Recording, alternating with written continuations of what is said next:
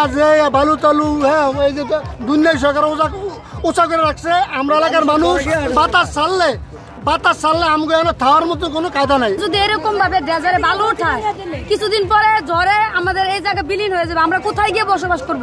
যেভাবে বালু উত্তোলন করা হচ্ছে নদী থেকে, এটা আমি মনে করি চাঁদপুর শহর খাওয়ারকে এখন হুমকির সম্মুখীন হয়ে দাঁড়িয়েছে। এই যে বালু দিয়ে আনছে জানো আন্না তো আমাকে সন্ন্যাস করতে বা ঘর বাড়ি থাকতে পারি না, গৃহল চোখ মেলতে পারি না, বাতর গাড়ি খাইতে পারি না, সব বালু বোঝা যায় বাতাসের লগে।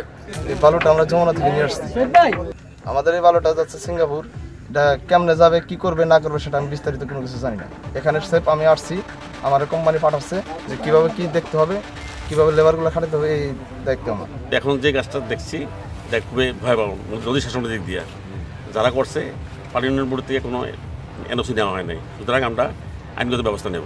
তো এখানে যিনি মালিক ওনাকে ফোন দেওয়া হলো, এরপর উনি তার বৈধ কাগজপত্র এই মুহূর্তে শুরু করতে পারেননি। পরে উনি আমাকে বলছেন যে নির্দিষ্ট সময় অর্থাৎ 2-1 দিন লাগবে, সময় মন্ত্রণালয়ে তার কাগজপত্রগুলো আছে, তো ওইগুলো কাগজ শুরু করা পর্যন্ত আমাদের এইখানে যে কাজ করতেছে বালু মনে যে কাজ উত্তোলন এটা বন্ধ থাকবে। যতক্ষণ নাই করবে ততক্ষণ পর্যন্ত এটা বন্ধ থাকবে। যদি বৈধ কাগজপত্র থাকে তারপরেও এখন নির্দিষ্ট কর্তৃপক্ষের সাথে কথা বলবেন, যদি অনুমতি হয় সেটা তুলতে পারবেন। বিআরডব্লিউ যেটা আছেন বা পানি উন্নয়ন বোর্ডের যে কর্তৃপক্ষ আছেন বা আমাদের প্রশাসন আছে, ওনারা সম্মিলিতভাবে যে সিদ্ধান্ত নেবে সেটা আমরা ব্যবস্থা করব।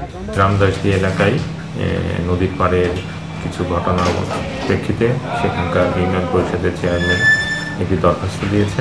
সেখানে নদীর পাড়ে বেশ কিছু পরিমাণ বালি স্টক করে রাখা হয়েছে এবং নদীর তীরে তারা জেটি নির্মাণের জন্য বোরিং কার্যক্রম পরিচালনা করতেছিল, সেটা বন্ধ করে দেওয়া হয়েছে। তারা আমার সাথে ফোনে যোগাযোগ করলে আমি বলি যে এখানে আপনাদের আবেদন করতে হবে, আপনার আবেদনের প্রেক্ষিতে আমরা এটা আমাদের ডিজাইন দপ্তরে প্রেরণ করব, তাদের মতামতের ভিত্তিতে সিদ্ধান্ত নেওয়া হবে।